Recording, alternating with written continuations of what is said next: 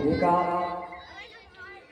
भगवान ने सोचा कि मैया को कहीं ब्रह्मत्व का आभास हो जाए और जब ये मुझे भगवान मान लेंगे तो प्रेम जो है ना पुत्र और माता का वो खत्म हो जाएगा। इसलिए अपने माया को खींच लिया। मैया ने कहा नहीं बेटा तुम्हें ठीक नहीं खाई। यहाँ तक की कथा आप लोग सुन सके। आइए एक दिन की बात है, माता यशोदा जो है दही मत रही थी और भगवान कहीं से घूम करके आए तो मखाने को पकड़ लिया। भैया दूध पिलाने लगी और उसके बाद दूध पिलाने लगी और एक तरफ चूल्हे पर दूध चढ़ा दिया गरम होने के लिए। अब पिला रही है, चूल्हे की तरफ नजर गई तो उसमें उफान आने लगा था और उनको जमीन पर बैठा दिया और उधर जो है दूध उतारने के लिए दौड़ी गई।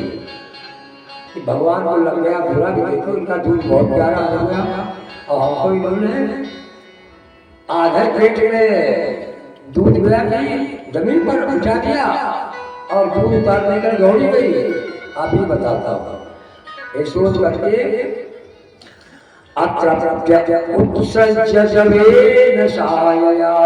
मैं जल्दी से तेजी से दौड़ी। संजात कोपा भगवान को गुस्सा आ गया, ओट धड़कने लगे। संजात कोपा स्फुरितारुणाधर, ऐसे मुका बांधा भड़ाक से उसी मखाने वाले मटके में हाथ मार दिया। संजात कोपा स्फुरितारुणाधर, और भड़कने लगे, गुस्सा आया। संदग्ध गंभीर दधिमंथ भाजनम, और सब भाजन को दही वाले मटके को फोड़ दिया। अब अपने मन में सोचने लगे कि आज मारा जरूर जाऊंगा। भगवान सोच रहे हैं आज मैया मारेगी जरूर, और जब मैया लौट करके आए तो क्या देखा, सारे आंगन में सब दही फैला हुआ है। मैया ने कहा आज इसको मैं जरूर मारूंगी। देखो आज मैया यशोदा को ध्यान आया गोपियों का। गोपियां ठीक कहती थी, जब आज अपनी मटकी फूटी ना, कई सालों की सीसी बनाई मटकी, तब दुख हुआ, कष्ट हुआ। तब गोपियों की याद आई, वो सही कहते थे कि हमारा मटका फोड़ देते हैं, छेद कर देते हैं, उठा के पटक देते हैं। तब मैं ध्यान नहीं देती। आज हमको मालूम हुआ कि कितना कीमती मेरा मटका फोड़ दिया, आज इसको मारूंगी जरूर। अब ये भगवान माता के डर से भागे। अभी माता पकड़ा नहीं, लेकिन जा करके एक कोठरी थी उसमें दही टांगा हुआ था और जा करके उसमें हाथ डाल डाल करके निकाल डाल करके खा रहे थे। यशोदा ने देखी वहां दही मही की खींच, चली पकड़ ली शाम को एक लपटिया खींच। भगवान उधर जो है खा रहे थे और सत्वर उधर देख रहे थे। कहीं मैया आ तो नहीं रही, कहीं मैया आ तो नहीं रही। वे समझ गए ये छड़ी आज देख लिया, मैया आ रही छड़ी है। वे समझ गए ये छड़ी आज जा सकती है, बेकार नहीं कि बिना असर के अपना दिखाए जा नहीं सकते। आज मारा जाऊंगा, फिर भी कुछ ऐसा ढंग किया मानो उनको कुछ खबर नहीं। तमाम यशरिम प्रस मीक्ष सत्वर, इधर उधर दृष्टि घुमा करके देख रहे थे, मैया आ रही है, हाथ में छड़ी है। तो ततो अवरुई अब सार पीत वन। ओखली पर चढ़ी खा रहे थे। ओखली मूसल की तरह होती है, तो उसी ओखली पर चढ़ करके मक्खन निकाल निकाल करके खा रहे थे। जब भैया आई तो कूद पड़े उस पर से और भागी। मैया ने पीछे चल लिया और उसके बाद ये भाग रहे हैं। मैया पीछे से चल रही आ रही है। मैया ने सोचा कि ये छड़ी की वजह से भाग रहा है, तो छड़ी को फेंक दिया। का ठीक है, तुझे मारूंगी नहीं लेकिन आज बांधूंगी जरूर। मन में सोच लिया, छड़ी फेंक दिया। भगवान रुक गए, लाई और बांधने लगी। और बांधने लगी तो 2 अंगुल रस्सी छोटी पड़ जाए, फिर उस रस्सी में जोड़ा जाए और फिर 2 अंगुल रस्सी छोटी पड़ जाए। जितनी वहां थी सब जोड़ दी गई, फिर भी बंध गई। उसके बाद गोपियां ला के रस्सी दे दी थी, जितनी वरदावन थी खटिया में वो भी जोड़ दी गई, फिर भी 2 अंगुल रस्सी छोटी पड़ जाए। इस तरह से सब सोचने लगी, अरे सारी रस्सियां समाप्त हो गई, वरदावन भी खुल गई 4 पाइयों की, 11 में पानी भरने वाली रस्सी भी जोड़ दी गई। ये बात क्या है?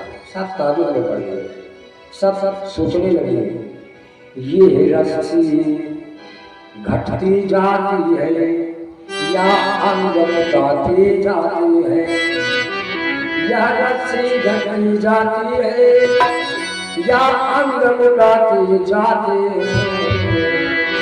मैया खिजलाती जाती है, मोहन मुस्काती जाती है। मैया खिजलाती जाती है, मोहन मुस्काती जाती है। भगवान मुस्करा रहे हैं, मैया गुस्सा हो रही है। क्या बात क्यों ये 2 अंगुल रस्सी छोटी पड़ गई? जब देखा अब बहुत कुछ माता हैरान, माता हैरान, सोचा माता थक गई मानते मानते। जब देखा बहुत कुछ हुई मात हैरान, तब बंधन में आ गई कृष्ण भगवान।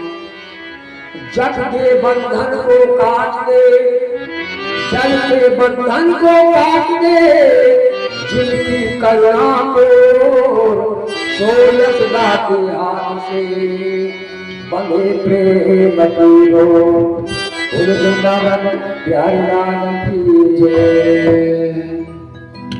सारे संसार के बंधनों को काटने वाले आज मैया यशोदा के ऊपर में बन गए। और भगवान को कौन बांध सकता है? भगवान को केवल राजा बल जैसा अगर भक्त हो तो बांध सकता है। केवल भक्त की पुकार में भगवान बन जाता है। भगवान बल राजा की चौकीदारी करते हैं। एक खड़वांग राजा थे, खड़वांग। तो नारद जी जा रहे थे उधर से। खड़वांग राजा ने कहा, नारद जी कहाँ जा रहे हो? कहा भगवान के पास जा रहा हूं। कहा भगवान से पूछ लेना कि कभी हमको दर्शन देंगे। कहा ठीक है, इसमें कौन सी बड़ी बात है, मैं पूछ लूंगा। गए, अपना प्रणाम आशीर्वाद हुआ, भगवान से राजा खड़वांग की बात पूछी।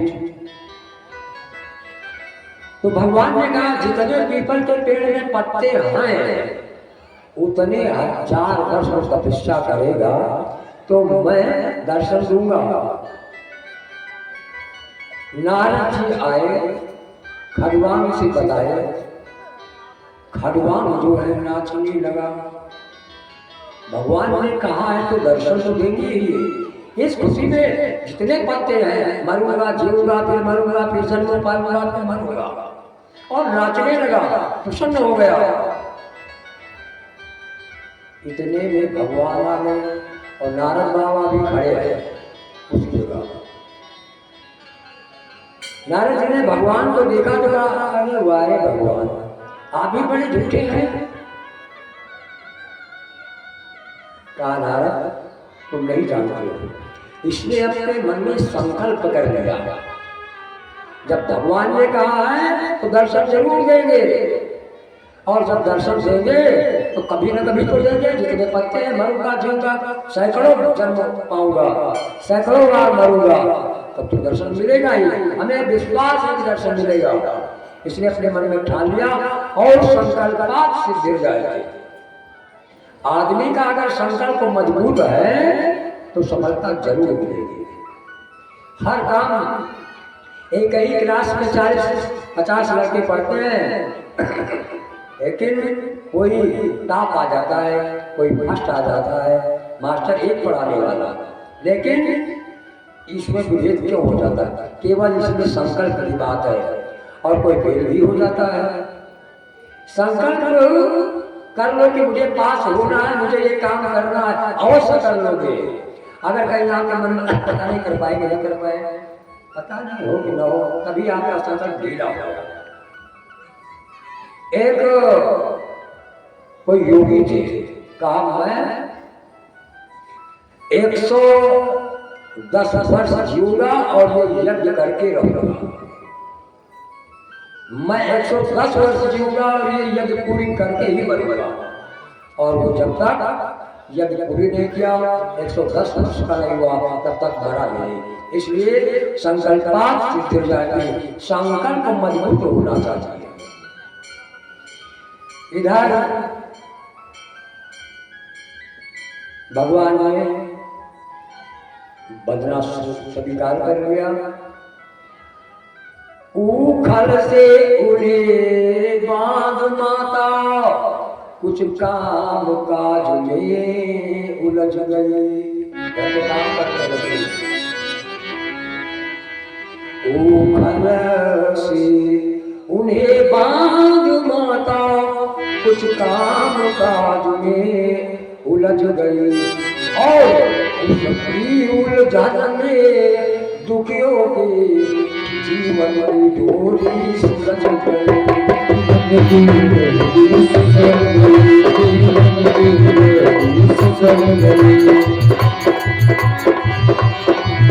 उसकी उलझन में दुखियों की जीवन की डोरी सुलझ गई।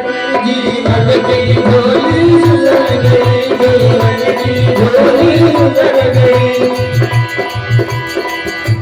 और उस को घसीटते जो है कहाँ ले गए? जहाँ जानवर बुझाए जाते थे, जिसे खरका कहा जाता था।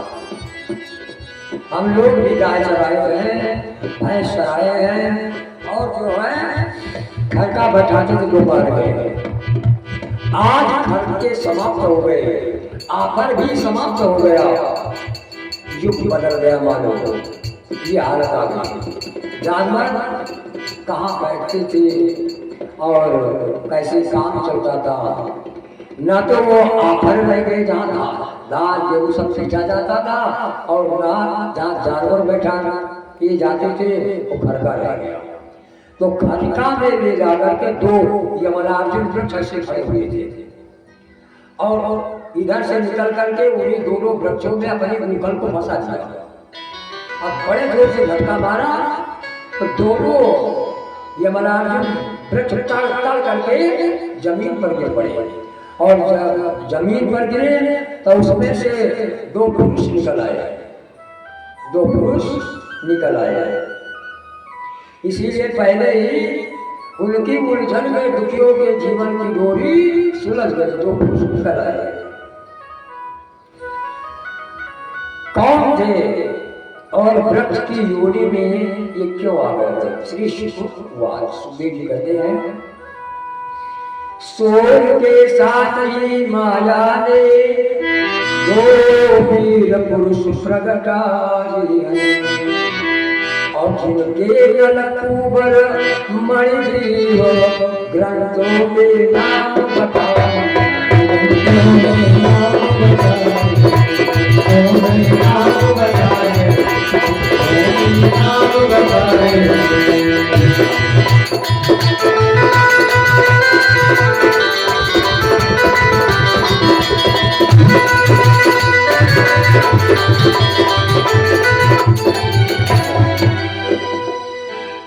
दोनों कुबेर के बेटे थे, दोनों सिंह के बरदानी थे, दोनों कैलाश निवासी थे, धनवान मगर अभिमानी थे। धन के देवता है, अभिमान खाए। और एक दिन की बात है, एक मंदाकिनी के जल में स्नान कर रहे थे, मदिरा पीकर जल विहार कर रहे थे, और साथ में स्त्रियां दिखी थी। संयोगवश उधर से नारद जी निकले।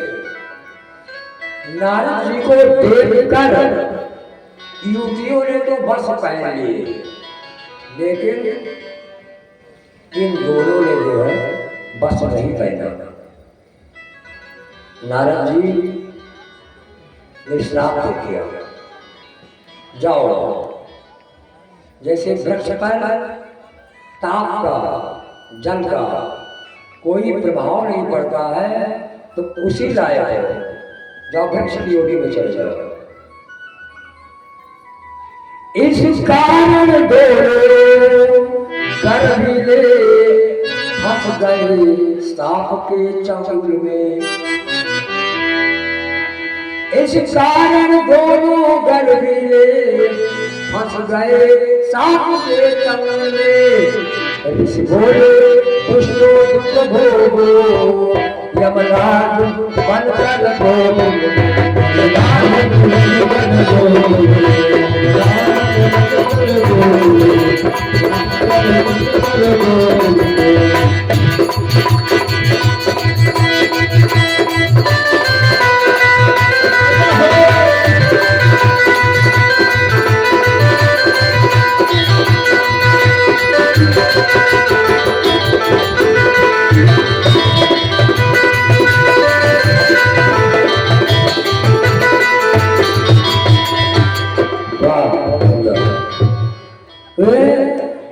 कब ये दोनों बोले भिखिया कर, कब ये दोनों ही भिखिया कर, गिर पड़े उन्हीं के चरणों पर।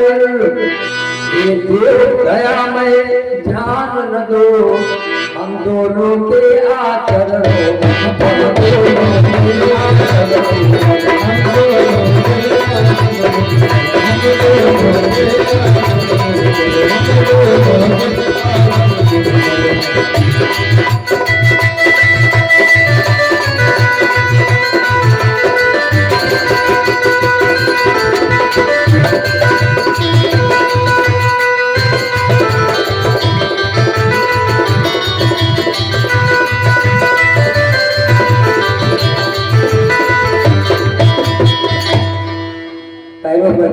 नारद जी को दया आ गई और कहा, द्वापर में भगवान कृष्ण के द्वारा तुम्हारी मुक्ति हो जाएगी, तुम वृक्ष योनि से छुट्टी पा जाओगे।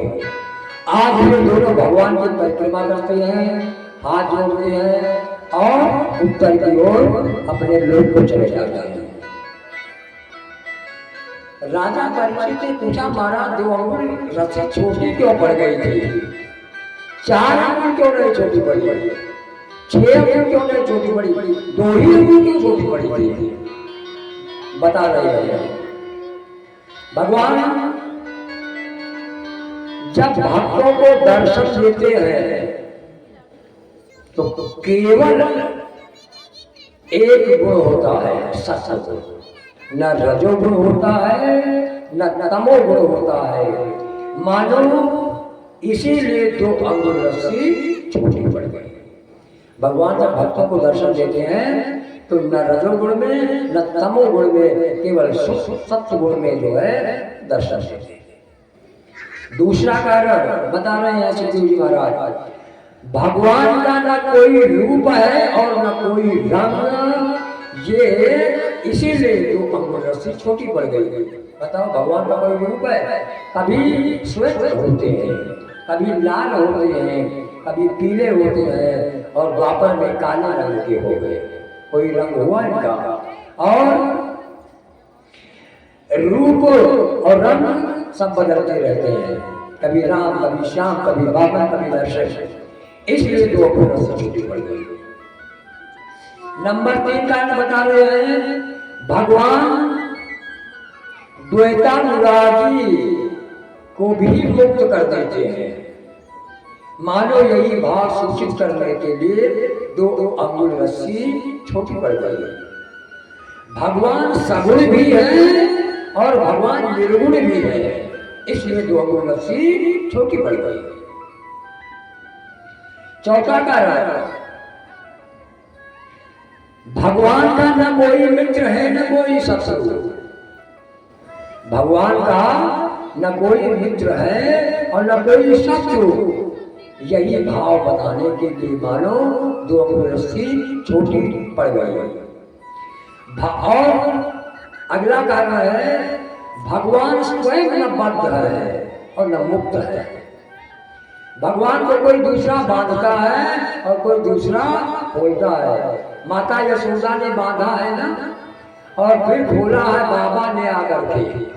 जब यमराज वृक्षों को गिरा दिया, कहीं गए थे, सारा ब्रजमंडल ये आवाज सुना तड़तड़ती वृक्षों के गिरने की, तो बाबा कहीं गए थे, इधर से आ रहे थे, तब देखा तो यशोदा माँ को आज फटकारा, तेरी टेव नहीं लगती, तेरी आगे आने लगती, जब बांधा करती है, डराया करती है, मारा करती है।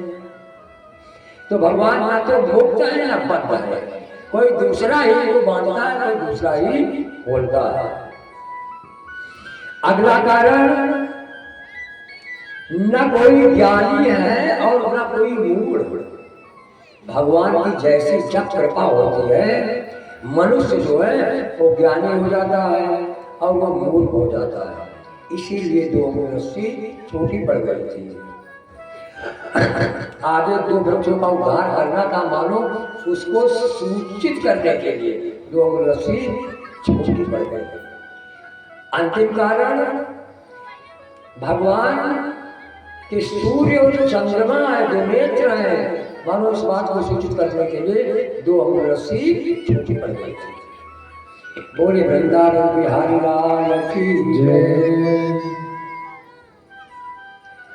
गोविंद जय जय गोपाल जय गोविंद जय जय गोपाल गोविंद जय जय गोपाल जय जय गोविंद जय जय गोपाल जय जय गोविंद जय जय गोपाल जय जय गोविंद जय जय गोपाल जय राधा रमण हरि नंदन जय राधा रमण हरि नंदन जय राधा रमण हरि नंदन जय राधा रमण हरि नंदन जय राधा रमण हरि नंदन जय राधा रमण हरि नंदन जय बोले वृंदावन बिहारी लाल की जय। एक दिन की बात है, एक फल बेचने वाली अमरूद ले लो अमरूद, अमरूद ले लो अमरूद, ऐसा गांव में पुकार रही थी। और मैया यशोदा के द्वार से जा रही थी।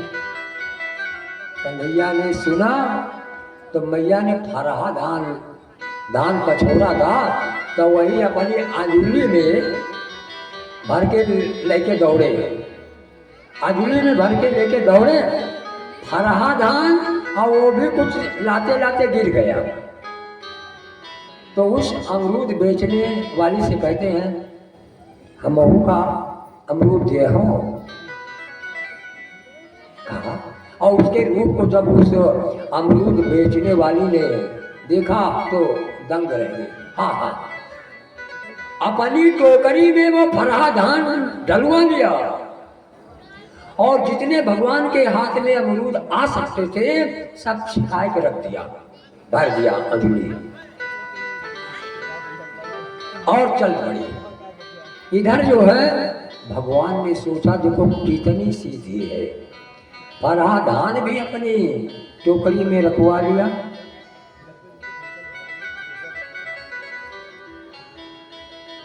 बोली ऐसी बोली मन का आपा खोए, औरन को शीतल करे आपों शीतल होए। फल विक्रयणी तस्य सुत धान्यम कर द्वयम, फलैर पूरयद रत्नै, फलैर पूरयद रत्नै, फल भांडम पूरिशा। फल लगभग अमरूद सब बिक चुके थे, लेके चली तो वो गरवाने लगी टोकरी। कहा अमरूद तो सब बिक गए। इतना तो जब मैं भर के लाई थी तब नहीं गरवाता था जितना अब गरवा रहा है। ताजुब में पड़ गई। अब घर में ले जाकर के उस टोकरी को फेंक दिया। जैसे उसने फेंका पूरे घर में सोने चांदी के सब सिक्के ही सिक्के हो गए, पूरा घर सोने चांदी से भर गया। फलैर पूरयद रत्नै, फल भांडम पूरी जा। पूरा उनका टोकरा सोने चांदी से भगवान ने भर दिया। संतोषम परमम सुखम, संतोष का फल भगवान ने कितना बढ़िया दिया। अमेरिका में एक लड़की पढ़ती थी, स्कूल में रोटी बंटती थी और बड़ी धक्का मुक्की होती थी, बड़ी धक्का मुक्की। बेचारी खड़ी रहे, मास्टर लोग देखें देखो कितनी सीधी लड़की है। तो क्या किया, मास्टर ने सोचा कि सीधी लड़की है, लड़ती भी नहीं है, किसी को धक्का भी नहीं देते, सब जब रोटी ले लेते हैं तो लाइन में खड़ी होती है। मास्टरों ने सोचा कि ये सीधी लड़की है, $1 जो है रोटी में दे दिया। और जब रोटी लेके घर आई माता को दिखाया और वो भी ताज्जुब में पड़ गई। माता ने कहा ले जा ले जा, भूल से आ गई होगी और गुरु जी को दिया, बता दे कि ये देखो रोटी में $1 था, $1 छिपा था। लेके गई मास्टर के पास, गुरु जी ये रोटी में $1 निकला है, भूल से आपने दे दिया। कहा नहीं बेटी, अब तुमको रोज $1 मिलेगा, रोज ले जाओ, ये मैंने जान के दिया है। तुम बड़ी सबूरी करने वाले। देखो कितने लड़के आपस में लड़ते हैं और धक्का मुक्की करते हैं, वह रोज $1 बाती थी। तो सबूरी की मजदूरी जो है भगवान दे दे। हर आदमी को हमेशा जो है नम्र, मीठी वाणी, सत्य वाणी बोलना चाहिए। आज की दुनिया में इतना लोग झूठ बोलते हैं, इतना झूठ बोलते हैं कि क्या करें। है निहालगढ़ में बता रही भैया, हम पहुंच गए वहाँ कुमारगंज। हर बात में अच्छा हम परसों आएंगे, तैयार रहना। तमाम सुनते हैं तो कुछ तो ये झूठ बुलवाती है, कुछ की आदत होती है और कुछ जो है और झूठ बोल करके अपना काम बना लेते हैं। इसलिए झूठ, असत्य, कड़वे वचन नहीं बोलना चाहिए। आइए 4 लाइन का हम आपको सुना रहे हैं। कड़वे वचन न बोल जो सुख पाना है, कड़वे वचन न बोल जो सुख पाना है, कड़वे वचन न बोल जो सुख पाना है, कड़वे वचन न बोल जो सुख पाना है। हुआ प्रभु ने नरम बनाई, हुआ प्रभु ने नरम बनाई, नरमी में है तेरी भलाई, इसमें है तेरी भलाई। हुआ प्रभु ने नरम बनाई, हुआ प्रभु ने नरम बनाई, नरमी में है तेरी भलाई, नरम भी है तेरी भलाई। नरम वचन ही बोल जो सुख पाना है, नरम वचन ही बोल जो सुख पाना है, कड़वे बोल न बोल जो सुख पाना है, कड़वे वचन न बोल जो सुख पाना है। सच बोलो और मीठा बोलो, मत बोलो और मीठा बोलो, सच बोलो और मीठा बोलो, सच बोलो और मीठा बोलो। अमृत में विष कभी न घोलो, अमृत में विष कभी न घोलो, अमृत में विष कभी न घोलो, अमृत में विष कभी न घोलो। अमृत रसी घोल जो सुख पाना, अमृत रसी घोल जो सुख पाना, कड़वे बोल न बोल जो सुख पाना है, कड़वे वचन न बोल जो सुख पाना है। जो कुछ बोलना है मन से पहले तौल तो प्यारे, मन से पहले तौल तो प्यारे। अपने हृदय में तोलो कि सब उसको कहूंगा, आगे वाले को तो लगेगा खराब लगेगा कि अच्छा लगेगा।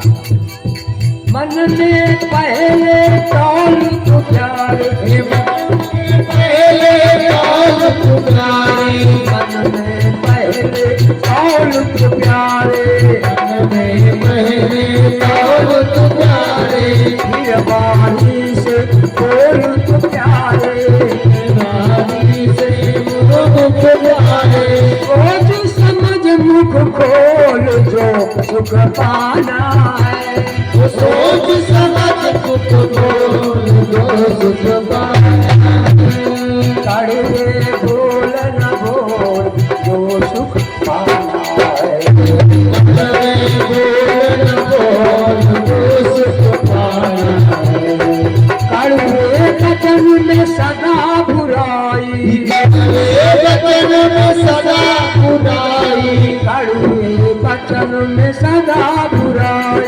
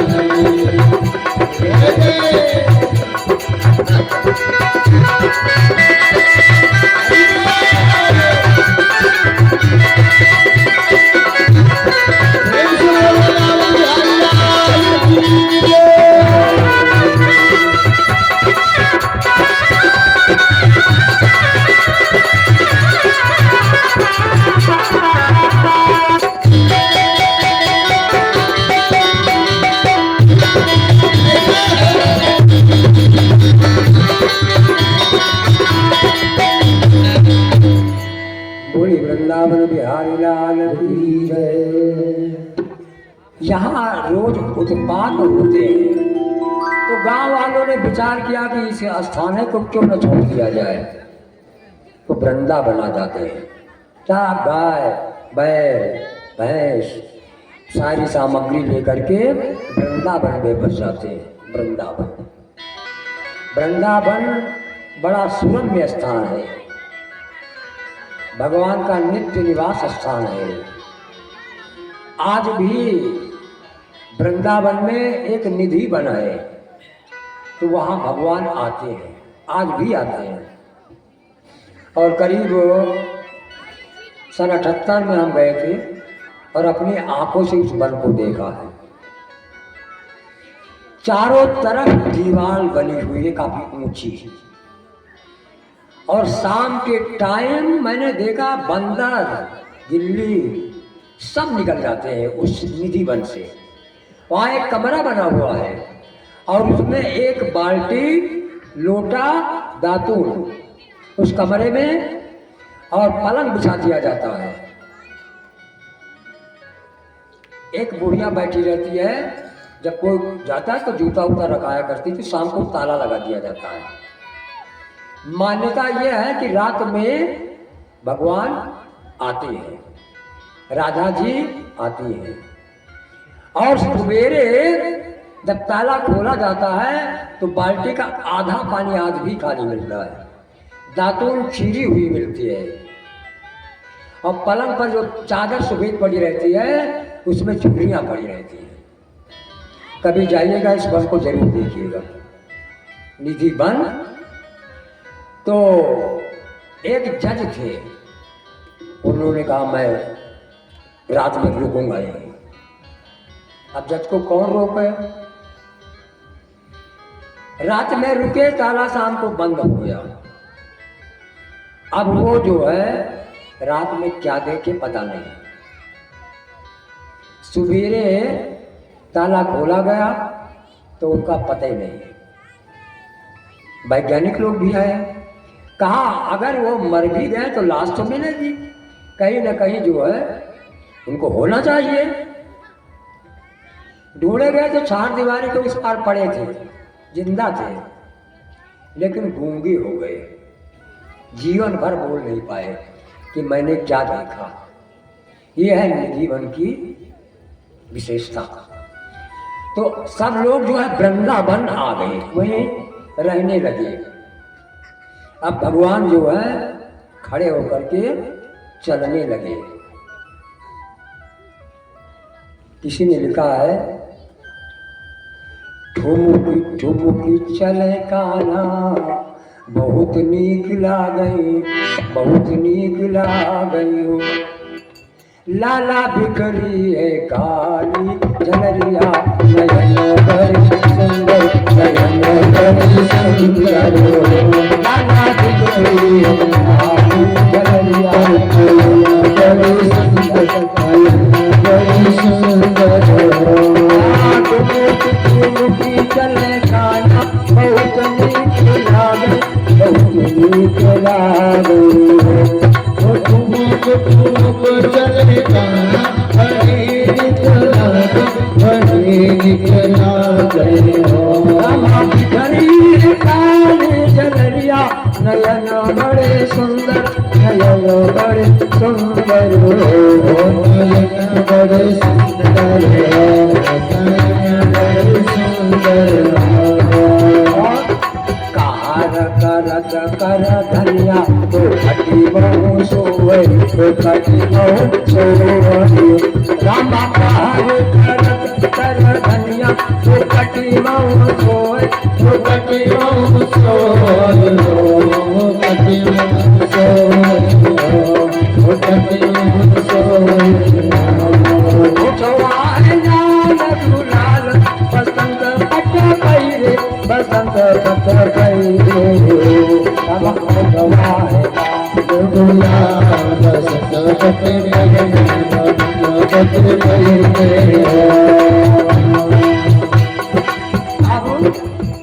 जब चलने लगे तो मैया से कहते, मैया मैं गाय चराने अब जाऊंगा। मैया ने कहा नहीं अभी छोटा है, तो घर में रहा, तुझको देख करके मुझे सुख मिलेगा। हकवा माँ लीले बसुरिया और कंधवा कमरिया धरे श्याम, कोतरी बानी बोले, कोतरी बानी बोले, कोतरी बानी बोले, कोतरी बानी बोले, कोतरी बानी बोले। मैया बल गाऊ संग आज मैं, जब गया चरावन, गैया चरावन, गैया चरावन, गैया चरावन, मुखी चले गाना बहुत नीक लागे, बहुत नीक लागे चले गाना बहुत नीक लागे, बहुत नीक लागे। हंस के बोली मैया तू मेरा पारा कन्हैया हो, ललना तू अब ही झूले पलनवा, तो है देखत मैया पाए सुखवा, इसलिए अभी ना जा बेटा, कुछ दिन और रुक जा। भगवान ने कहा नहीं जाऊं, भैया के साथ जाऊंगा। और भगवान जो है वो गाय चराने के लिए जाने लगी। और जैसे ही वृंदावन में गाय चराने गए, वैसे रोज का नियम था, कलेवा की सामग्री घर से सब ले जाते थे, अकेले नहीं पूरा ग्वाल मंडल जाता था। और वही जब जानवर दोपहर में बिठाते थे तब भोजन पाते थे, सब लोग खाते थे। ये रोज का नियम था। श्याम और बलराम अपने सखा ग्वाल वालों के साथ यमुना के तट पर गाय बछड़े चरा रहे हैं। उसी समय उन्हें मारने की नियत से कंस का भेजा हुआ वत्सासुर आ गया। वजस्यै कृष्ण कुलयो शिर देखै सुरायुता, तम वत्सरूपिणं वीक्ष्य, तम वत्सरूपिणं वीक्ष्य वत्सयूत्सं गतं मरिः। इनके गाय बछड़ों में बछड़ी का रूप बना करके आके मिल गया। ग्वाल वाले को नहीं समझ पाए कि हमारे यहाँ बछड़ा है कि बाहर से आ गया है। आजकल तो बहुत गाय बछड़े सब खुला घूम रहे हैं, लेकिन उस समय गाय बछड़े छूटते नहीं थे, पालते थे लोग। बछड़े जो हैं हो जाए तो बहुत खुश होते थे, ये जोतने के काम में आएंगे। हल चलता था और अब हल वल चलता नहीं है तो बछड़े नहीं, ऐसा भैया बीज डालो कि बछिए पैदा हुए।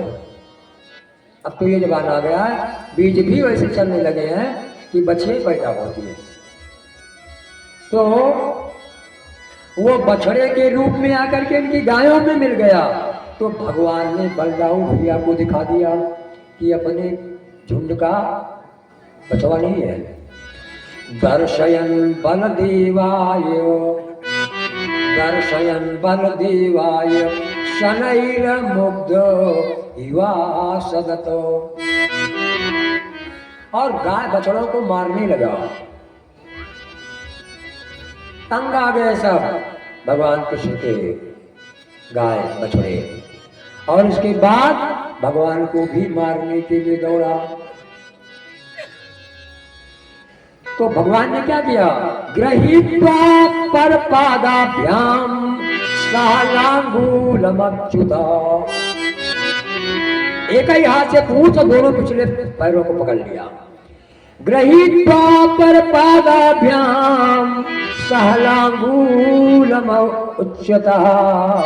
और क्या किया?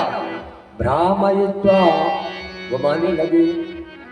भ्रामयित्वा कपित्याग्नि प्राणो गदजीवितम। घुमा करके अब घुमाने में उसका प्राण निकल गया और उसको कैथा के पैर पर फेंक दिया। इसीलिए साधु लोग जो कैथा नहीं खाते हैं। सा कपित्चैर महाकाय पात्यमानई अपातः मर गया। रोज गाय चराने जाते हैं, रोज एक ना एक दैत्य कंस भेजता है मारने के लिए। आज बकासुर को भेजा, ये लौट के जब नहीं गया, बत्सासुर तो बकासुर बकुले का रूप धारण करके अपनी एक चोंच धरती पर लगा दिया और एक जो है आकाश में लगा दिया। सब ग्वाल वाले समझा ये वृंदावन की कोई नई सड़क है, सब घुस गए उसके पेट में और सब मर गए। अभी जबड़ा बंद नहीं किया। भगवान ने कहा इनके माता पिता को मैं क्या बताऊंगा, कहाँ चले गए, इसलिए भगवान भी घुस गए। अब वो नीचे को जो है अपनी टोट जो है करने लगा। जब नीचे आने तो भगवान ने अपना शरीर फुलाना गरमाना शुरू कर दिया, बढ़ाना शुरू कर दिया और उस मारे गर्मी के सांस बाहर की अंदर न जा पाई और अंदर की सांस बाहर न निकल पाई और उसके प्राण पखेरु उड़ गए। जो बालक भूख मर गए थे भगवान ने अमृतमयी दृष्टि से देखा, सब जिंदा हो गए। बोले वृंदावन बिहारी लाल की जय। इसके बाद अघासुर ने बीड़ा उठा लिया, मैं जाकर के अपने भाई का बदला ले लूंगा। ये बकासुर अघासुर का भाई था, कहा मैं मार के आऊंगा। अजगर का रूप बना करके चला, अजगर का रूप। और वही हाल इसने भी किया। एक जबड़ा नीचे का धरती से और दूसरा आकाश में लगा दिया। ग्वाल वाले अभी आए हैं ना जल्दी जल्दी वृंदावन में, तो उनको हर गली का पता नहीं है, कहाँ जाना है, किस तरफ जाना है। मुंजाट भी बना है, सरकंडों का बन है, घास का बन है। तो उन्होंने समझा ये लाल लाल नई सड़क हुई है, उसकी जीव को जो है सड़क मान करके सब घुस जाते हैं उसमें। और उसने भी सांस के द्वारा सबका मरण कर दिया, सब मार डाले।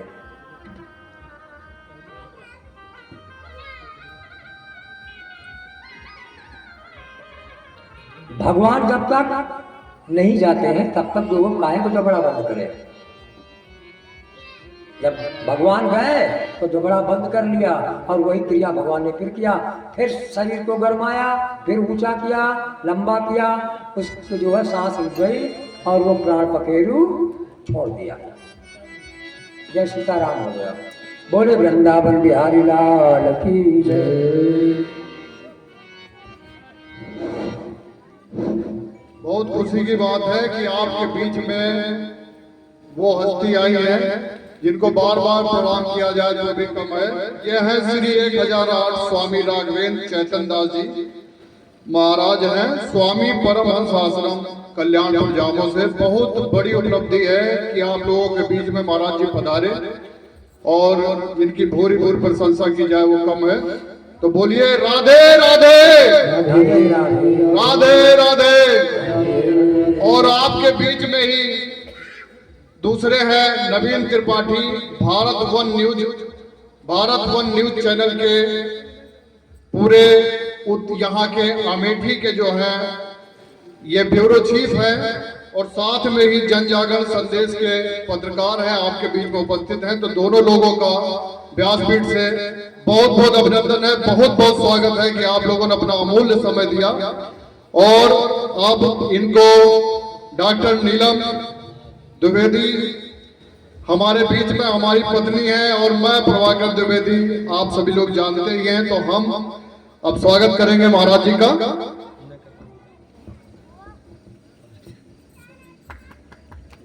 सब लोग ताली बजाए हैं, कम से कम इतना तो सत्कार करें।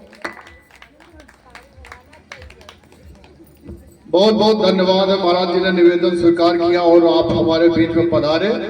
बहुत बहुत धन्यवाद है हृदय की गहराइयों से। और आप सभी भक्तगणों का स्वागत है कि आप इतने समय आप लोग दे रहे हैं और प्रभु आपको आपके सपरिवार सभी को खुश रखें, उपलब्धि दें, आपका परिवार सुखी रहे। बहुत बहुत धन्यवाद।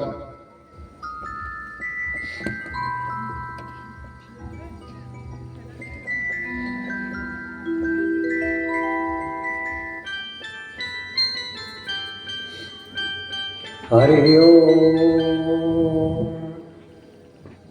सर्वेभ्यो देवीभ्यो नमः, सरस्वती नमः, सर्वेभ्यो तीर्थेभ्यो नमः, सर्वेभ्यो मुनिवृंदेभ्यो नमः, सर्वेभ्यो ऋषिवृंदेभ्यो नमः। समस्त आप लोगों के लिए, समस्त मंच पर आने वाले लोगों के लिए मैं हृदय से सबको धन्यवाद देता हूँ। भगवान सबको सुख, संपत्ति, यश, भक्ति प्रदान करे अपनी, और जीवन में शांति प्रदान करे। आइए आप लोग अपनी कथा पर ध्यान दें। अघासुर के पेट में सारे ग्वाल बाल, बछड़े, ये भी सब घुस गए, और उसके बाद ये भी सब मर जाते हैं। भगवान ने अपनी अमृतमयी दृष्टि से देख करके उन्हें सबको जिला दिया। भगवान जब गए, अपने शरीर को बढ़ाया, उसकी भी सांस रुक गई और वो भी मर जाता है।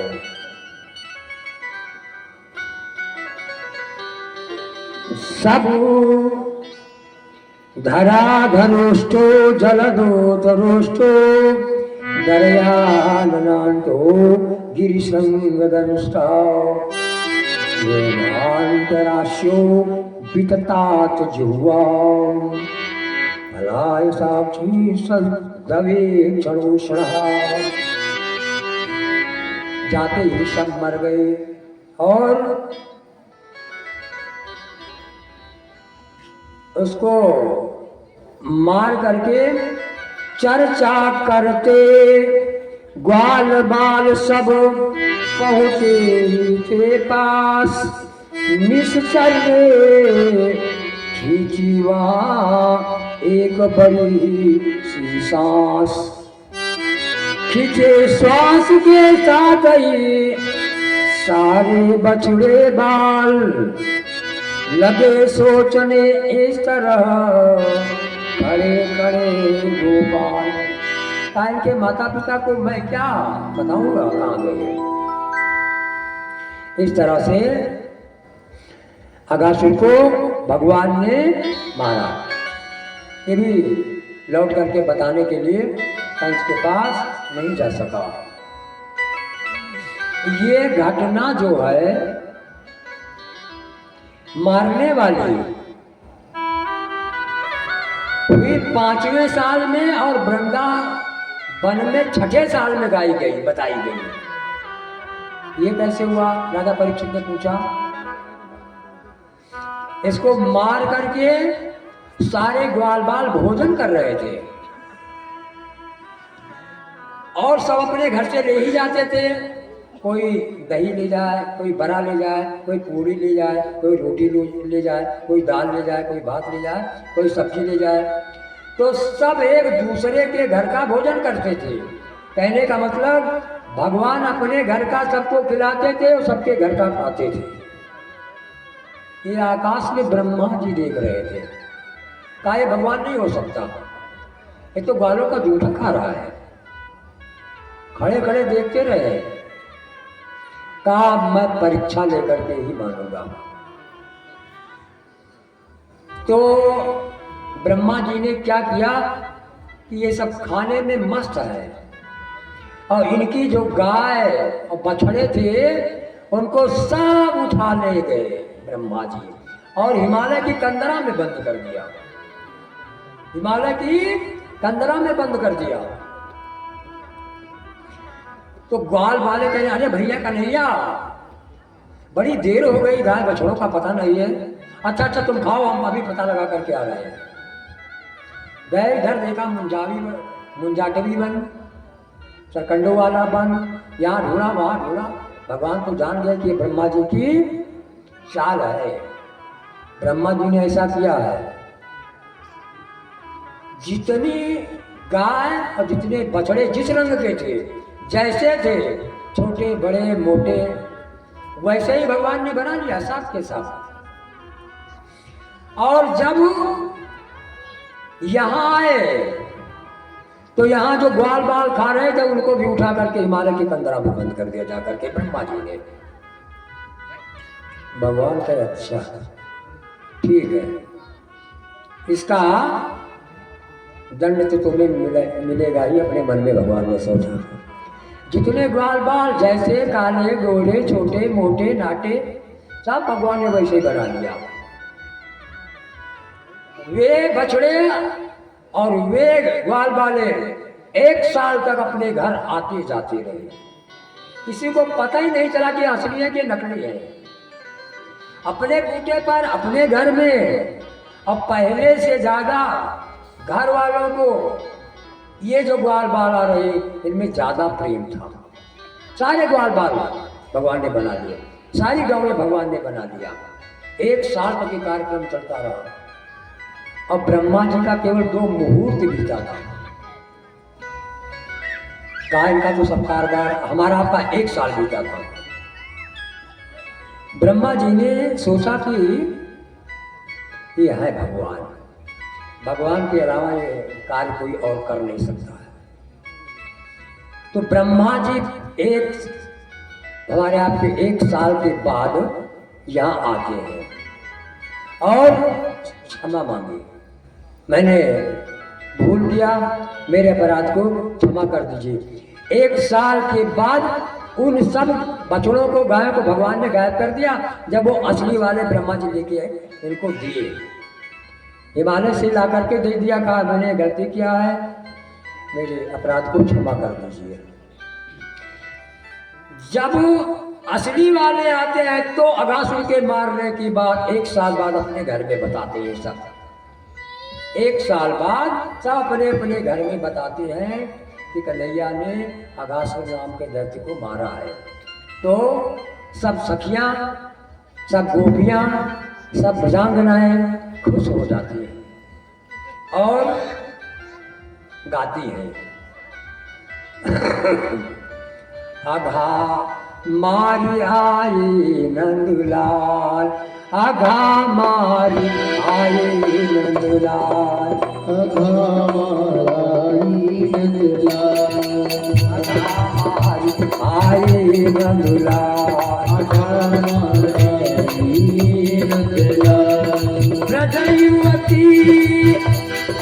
प्रजयुवती सुन के उठ ढाई, प्रजयुवती उठ के, प्रजयुवती सुन के उठ ढाई, घर घर का फिरत सब हाल, अघा मारी आए नंदलाल, अघा मारी आए नंदलाल, अघा मारी आए नंदलाल।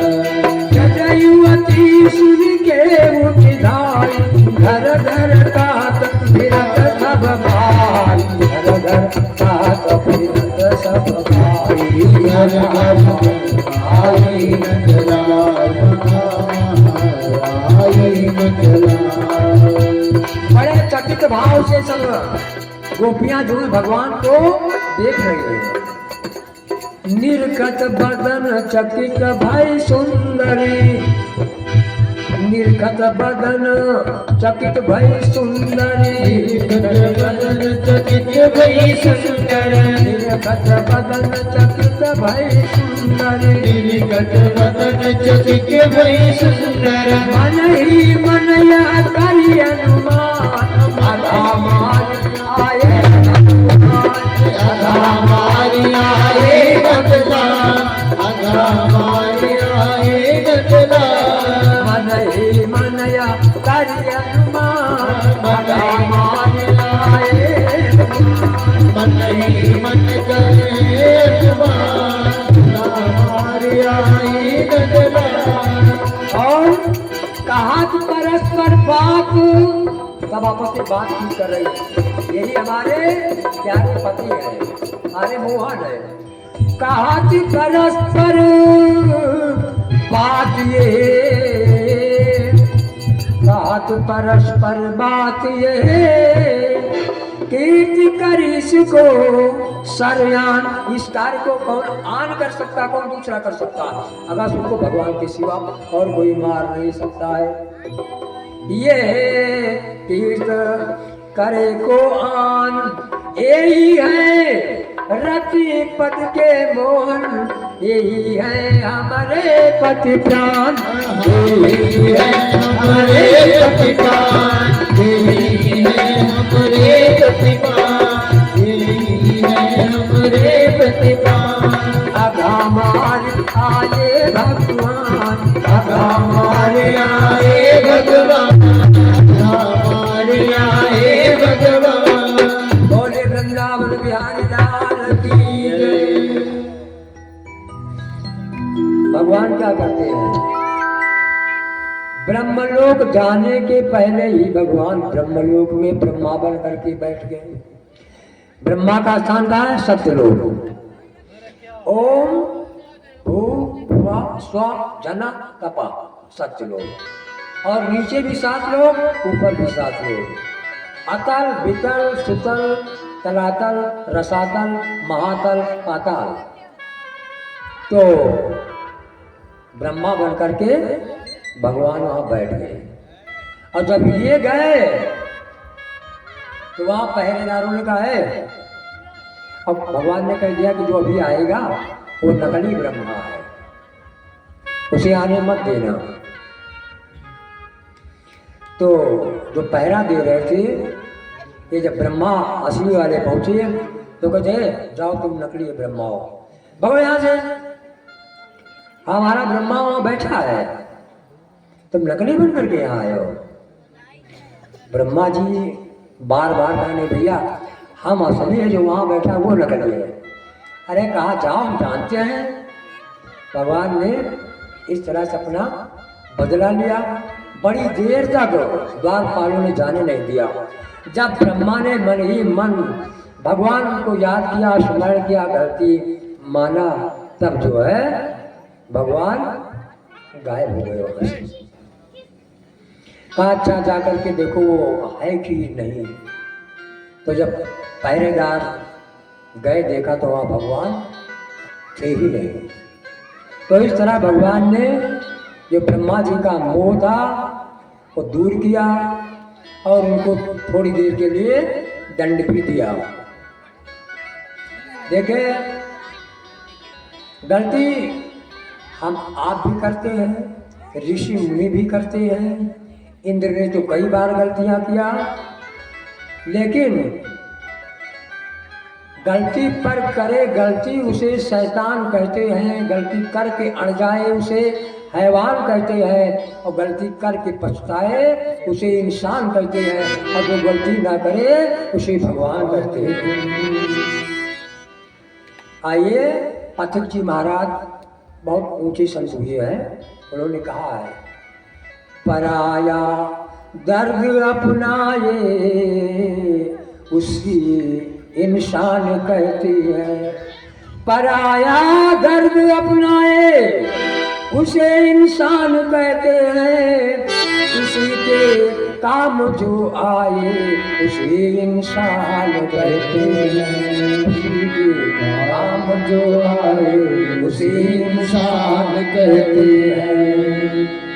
कभी धनवान है इतना, कभी निर्धन, कभी धनवान है इतना, कभी दुख है कभी सुख है, इसी का नाम जीवन है।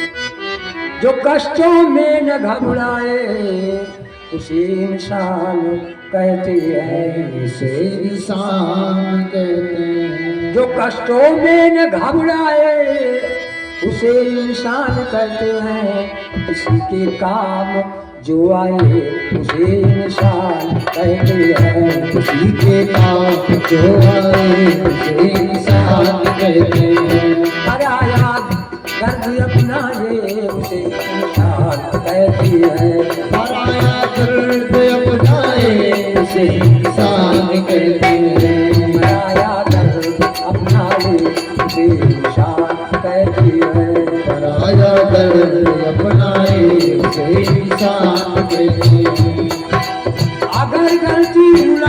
है तो राहें भी बताती है, अगर गलती रुलाती है तो राहें भी बताती है। मनुष्य गलती का पुतला है, ये अक्सर हो ही जाती है। जो कर ले ठीक गलती को उसे इंसान कहते हैं, उसे इंसान कहते हैं।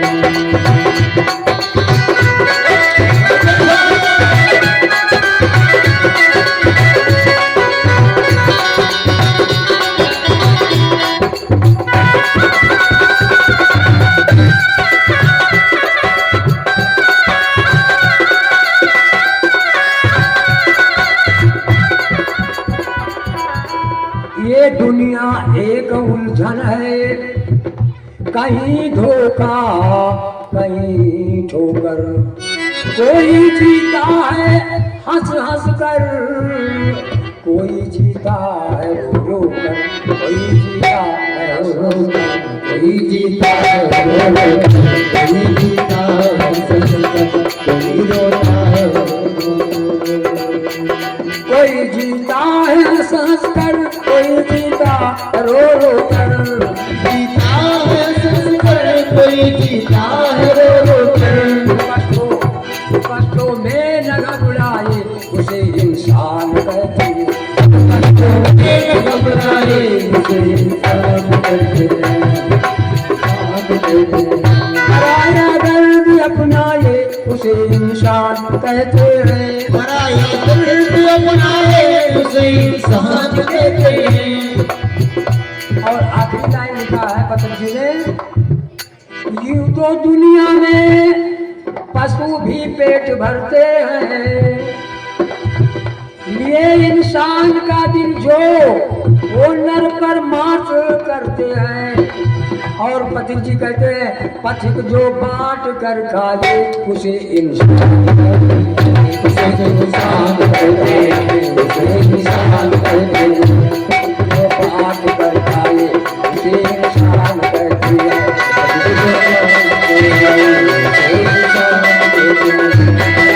दर्द अपनाए इंसान कहते हैं, आया दर्द अपनाए उसे इंसान कहते हैं। बोले वृंदावन बिहारी लाल की जय। एक दिन की बात है, गाय चराने के लिए गए तो कलेवा ले जाना भूल गए, यानी भोजन सामग्री आग नहीं ले गए। सब बेचारे भूखे हो गए। कहा कन्हैया भूख लगी है तो यहाँ क्या रखा है। कुछ ग्वाल वालों ने कहा यहाँ जो है एक वन है, उसमें बड़े सुंदर सुंदर फल लगे हैं, लेकिन वहां कोई जा नहीं पाता है। ताल के वृक्ष बड़े सुंदर सुंदर ताल के फल लगे हुए हैं, लेकिन कोई वहां जा नहीं पाता है, क्योंकि वहां गधे के रूप में एक राक्षस रहता है, धेनुकासुर। तो बलराम जी ने कहा कि चलो देखते हैं। बलराम जी सब ग्वाल वालों को लेके उस वन में घुसे और ताल के वृक्षों को नीचे से ही पकड़ करके हिलाया। तमाम तर तर तर तर करके फल गिरे और इन फलों की आवाज को सुन करके धेनुकासुर जाग गया और दौड़ा इनको मारने के लिए। दुलत्ती मारी छाती पर बलराम जी के, उसको सह लिया और उसके बाद कन्हैया जी की ओर दौड़ा। कन्हैया जी ने क्या किया, उसके पैरों को पकड़ करके और बड़े जोर से घुमाया। पैरों को पकड़ करके जोर से घुमाया और कैथे की जड़ पर पड़क गया इसको भी। और उसके कई भाई थे, वो भी मारने आने दौड़े। फिर क्या था, बलदाऊ भैया ने ऐसे मार दिया, किसी को पैर में ठोकर मार दिया, सबको मार डाला। इस तरह से धेनु का सुर की वजह से उसमें कोई जा नहीं पाता था और आज से उस वन के फलों को सब खाने लगे।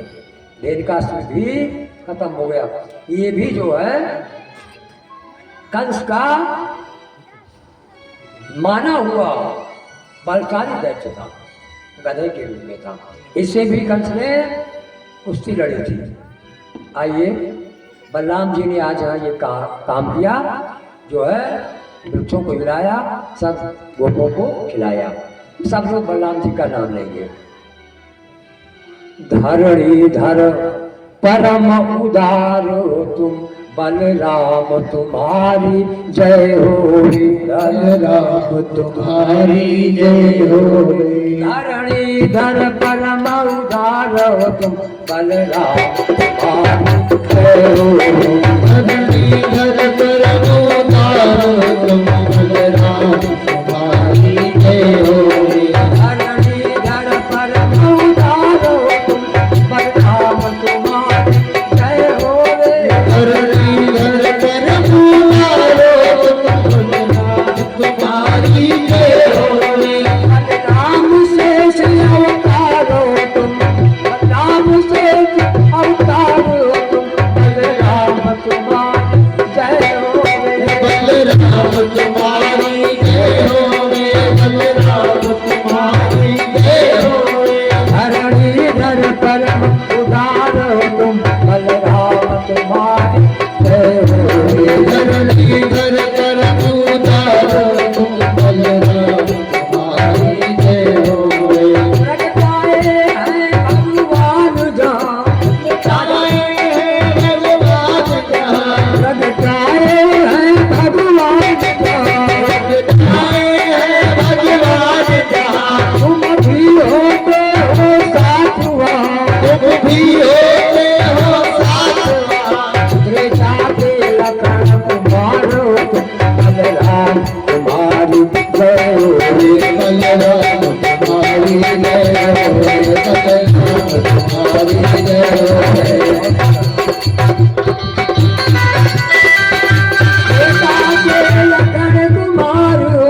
त्रेता के लखन तुम्हारो तुम, बलराम तुम्हारी जय हो। बलराम तुम्हारी जय हो, बलराम तुम्हारी जय हो, बलराम तुम्हारी जय हो।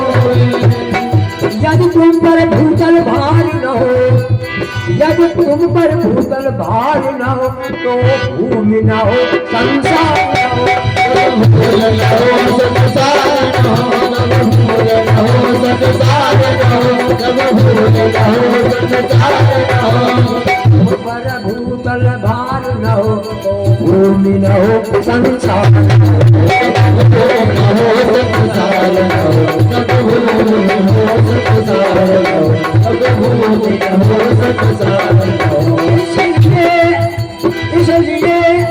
इसलिए विश्व आधार हो तुम, बलराम तुम्हारी जय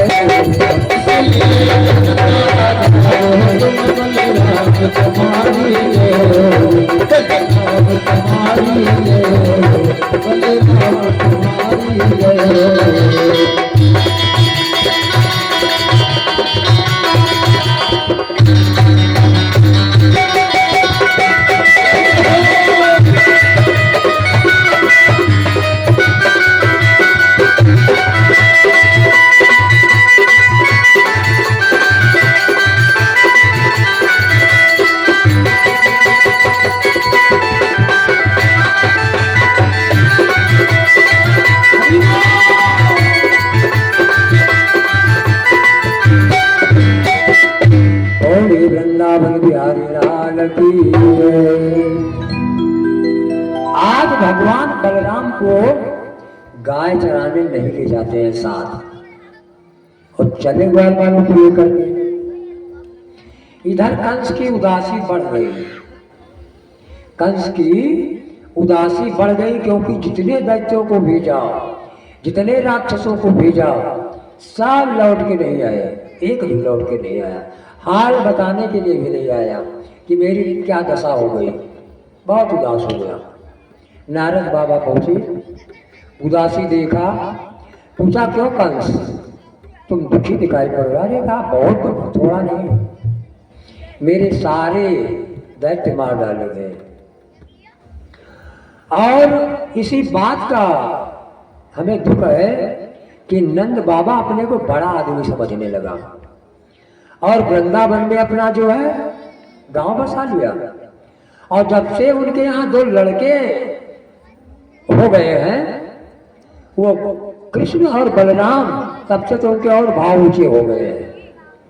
और उन्हीं की वजह से वैसे करवर तो दे टाइम पर दे जाता है, लेकिन अब वो अपने को थोड़ा बड़ा मानने लगा है।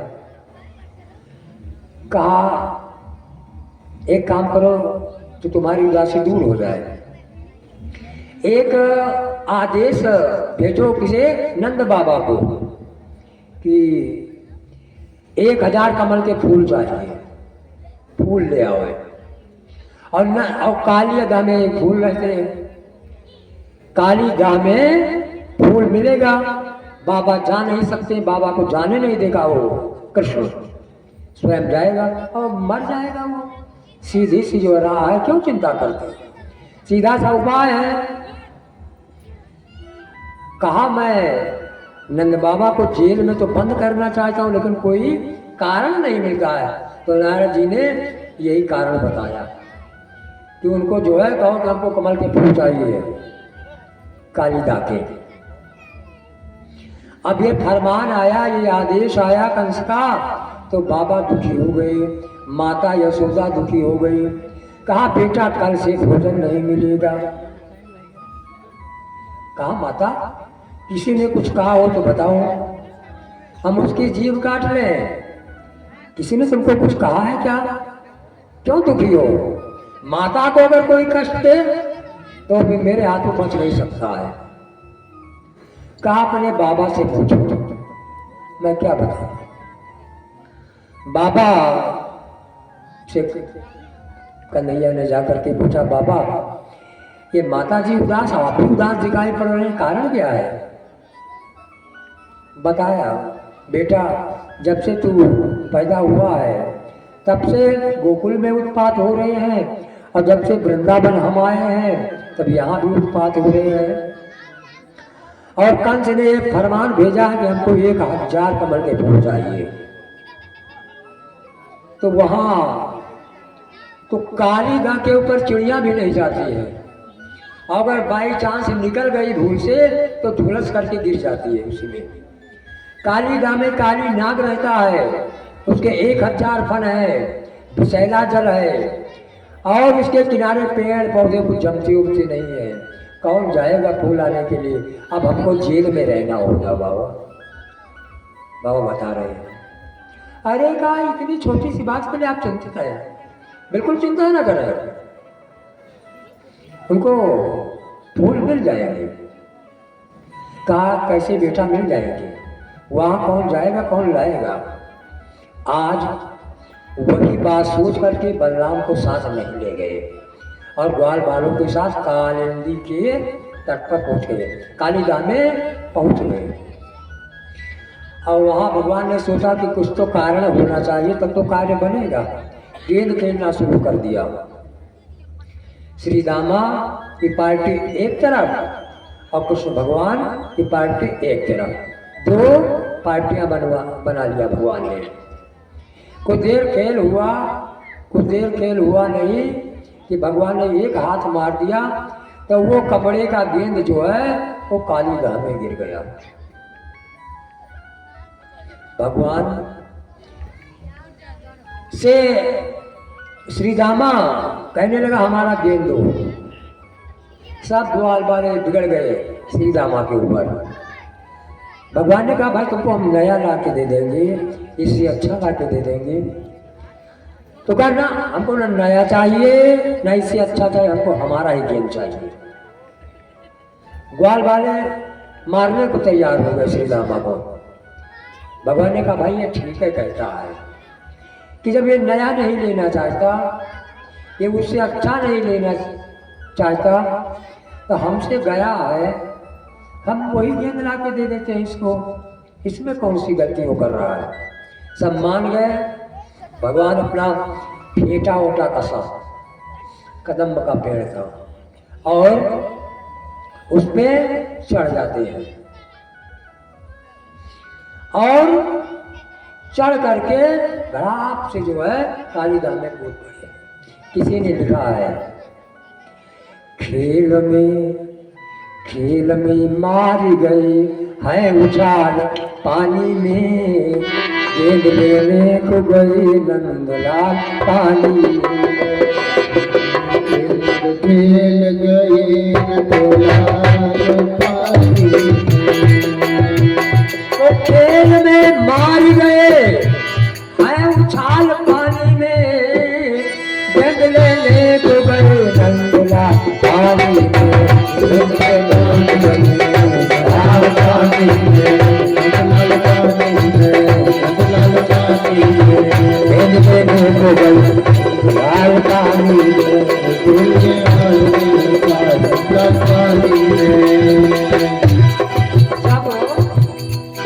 घप की आवाज हुई, नागनियां जाग गई और इनको देख करके डराने लगी। उनसे कहा, देखकर शाम को बोली है यूं काली नागिन, भाग जा सोता है काल पानी में, भाग जा सोता है काल पानी में, देखने को गए नंदलाल पानी में, देखने को गए नंदलाल पानी में, देखने को गए नंदलाल पानी में, देखने को गए नंदलाल पानी में। तो देख कर शाम को बोली है यूं काली नागिन, भाग जा, बच्चा है, छोटा है, बड़ा अच्छा लगता है, अभी मर जाएगा। काल तेरा, आज तक कोई तेरी हिम्मत पड़ गई कैसे यहाँ आने की, भाग जा। सुन के नागिन की बात श्याम यूं लगे कहने, जगा दे तू से देखे हमार पानी में, जगा से तू से देखे हमार पानी में, ऐसे डाल गई है उतार पानी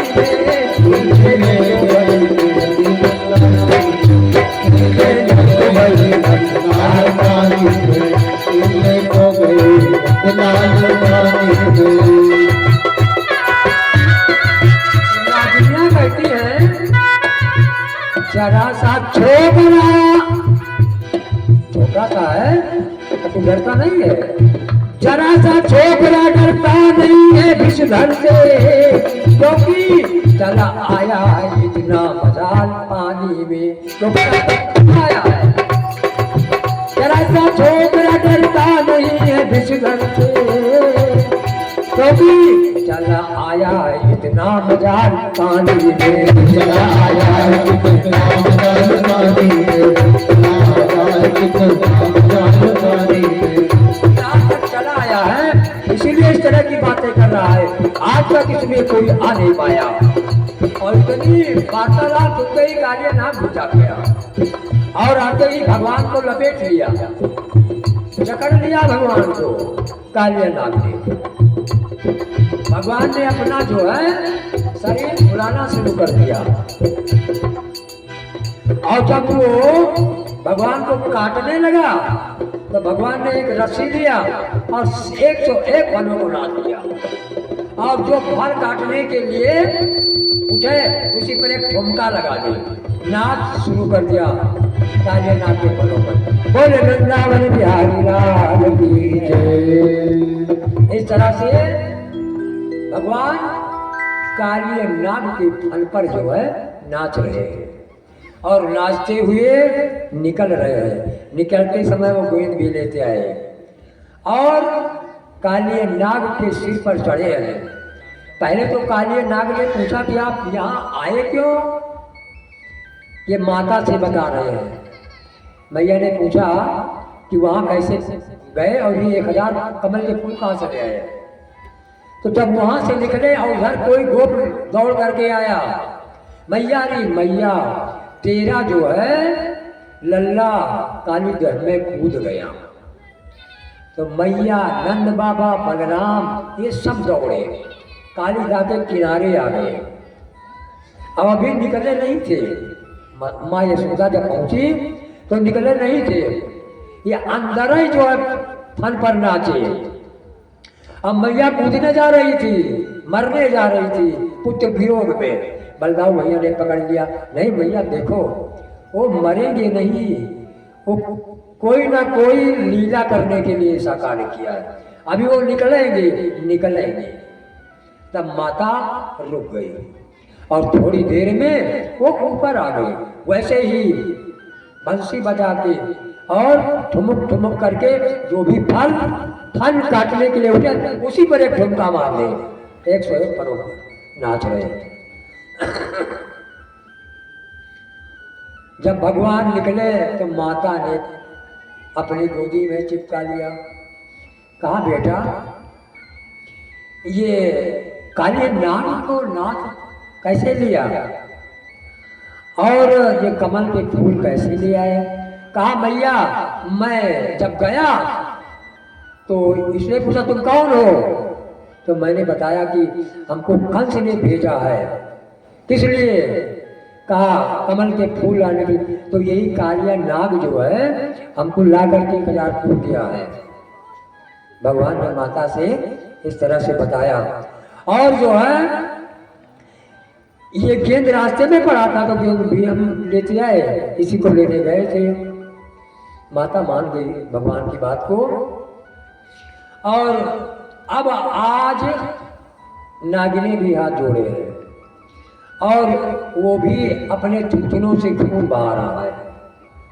अब पहचान लिया, बड़ी प्रार्थना किया, मुझे क्षमा कर दो, हम तमोगुणी जीव हैं, हमें गुस्सा जल्दी आ जाता है और हमसे भजन वजन नहीं हो पाता है, प्रभु मुझे माफ कर दीजिए, मैंने आपको पहचाना नहीं।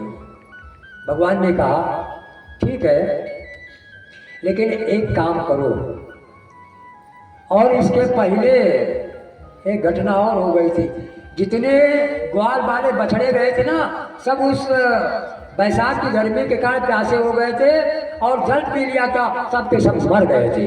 भगवान ने अपनी अमृतमयी दृष्टि से देख करके सबको जिलाया था। तो जाते ही जाते मैंने बताया ना कि ऊपर से अगर चिड़िया जाती तो वो उसके विष के प्रभाव से नीचे गिर जाती थी, उसी में मर जाती थी। कोई पेड़ पौधे किनारे जमते नहीं थे, इतना विषैला जल रहा। आज भगवान से नागिनियां क्षमा मांग रही हैं, मेरे पति को छोड़ दो, मेरे पति को छोड़ दो। का एक शर्त पर छोड़ूंगा, अभिष्ठा को छोड़ दो और तुम रमणक द्वीप चले जाओ। वहां जो है अब तुम निडर होके रहना, गरुड़ तुम्हारा कुछ नहीं बिगाड़ पाएगा, क्योंकि तुम्हारे सिर पर मेरे चरण के निशान बन गए, मेरे चरण के निशान बन गए, उसको देख करके तुम्हारे पास नहीं आएगा। भगवान को प्रणाम करता है और सपरिवार जो है रमणक द्वीप चला जाता है। राजा परीक्षित ने सुखदेव जी से पूछा, महाराज ये रमणक द्वीप छोड़ करके यहाँ क्यों आया था? कहा सौभर ऋषि के आश्रम में एक गरुड़ जाता का मछलियां खाता था और फेंक देता था हड्डी वगैरह आश्रम की ओर। एक दिन मना किया, 2 दिन मना किया, नहीं माना, तो सौभर ऋषि ने इसको श्राप दे दिया गरुड़ को, अरे गरुड़ इसके बाद अगर तू यहां आएगा तो तेरी मृत्यु हो जाएगी। इसलिए ये यहां आकर के रुका है। अब क्यों ये यहां आकर के रुका है? एक समय की बात है, दिति और अदिति ये सौत है ना, दोनों कश्यप ऋषि की पत्नियां हैं। तो दोनों में बातचीत ये हुई कि सूर्य के घोड़े कैसे हैं। तो अदिति ने कहा कि सफेद रंग के हैं, और वास्तव में सफेद रंग के थे।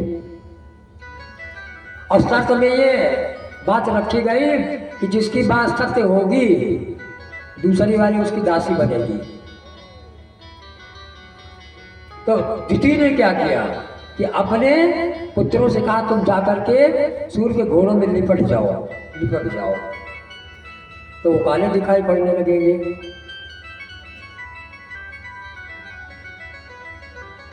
सब जाकर के सर्प लिपट गए सूर्य के घोड़ों में, और जब देखा तो सूर्य के घोड़े काले दिखाई पड़े जबकि सफेद थे। तो अदिति हार गई। दिति के यहाँ नौकरी करने लगी, सेवकाई का कार्य करने लगी। गरुड़ कहीं गए हुए थे, वो आए, कहा माता जी यहाँ क्या कर रही हो? कहा मैं चर्च में हार गई हूँ और इसीलिए इसके यहाँ दासी का कार्य कर रही हूँ। कहा कौन सी शर्त हुई है? कहा ये हुई है कि सूर्य के घोड़े सफेद है कि काले? तो हमने कहा सफेद, इसने कहा काले, और देखो काले है, हमारी बात छुट्टी हो गई। कहा गरुड़ ने सोचा कि ये काले कब से हो गए, थे तो सफेद। अच्छा माता जी रुको। गरुड़ उड़ते हैं और जाकर के जितने सांप लिपटे थे सबको खाना शुरू किया, मारना शुरू किया, सब भगे। और उसके बाद पृथ्वी पर आए, जहां सांप मिले उसी को खाए। सारे सांप मिल करके ब्रह्मा जी के पास पहुंचे। कहा ब्रह्मा जी खाते एक है, मारते 15 है, इस तरह मारेंगे तो सारी सृष्टि से मेरा जो है अस्तित्व मिट जाएगा, सारे सांप खत्म हो जाएंगे। तो ब्रह्मा जी ने गरुड़ को बुलाया। कहा गरुड़ जी यहाँ हो, एक काम करो, कोई अपना एक स्थान बता दो कि वहीं एक सांप आ जाया करो, तुम खा लिया करो।